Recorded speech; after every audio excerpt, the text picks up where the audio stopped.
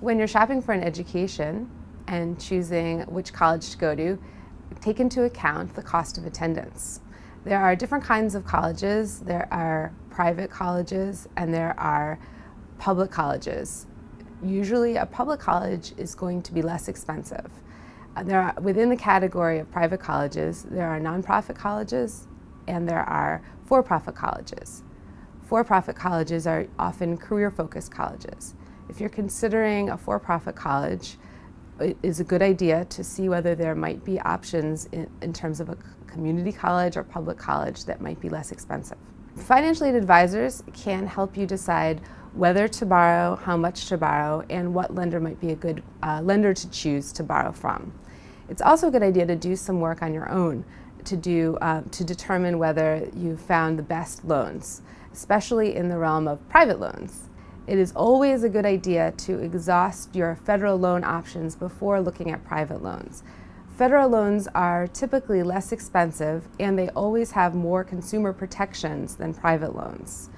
Federal loans are loans like the Stafford loan and the Perkins loan. You can find out more information about these loans from your financial aid office. The best thing about the federal loans is that they have flexible repayment options once you have graduated and are repaying the loans. Private loans, in contrast, do not have the same kind of repayment options. One good website to look at is through the federal government. It's called College Navigator. And that website will give you information about the total cost of attendance at specific schools that you might be considering. It also gives you useful information about the graduation rate, for example, and the student's ability, the graduate's ability to repay their loans once they graduate. Another thing to keep in mind is that if you're having difficulties paying off your loan, one way to deal with that is to refinance essentially by consolidating the loan and getting a longer repayment term. That means that you'll have lower monthly payments, but keep in mind, that means that the loan is going to cost you more overall because you're going to be paying for it longer and you're going to be paying more interest. If a student is unable to pay off their loan and is late in paying a loan or defaults on the loan, which means that they stop paying for a significant period of time, that's going to have an impact on many areas of their life, unfortunately.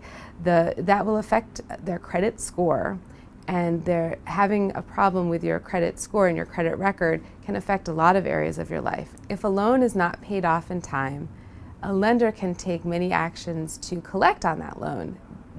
Either a private lender or the federal government can sue to collect on the loan and get a judgment against a graduate who hasn't paid.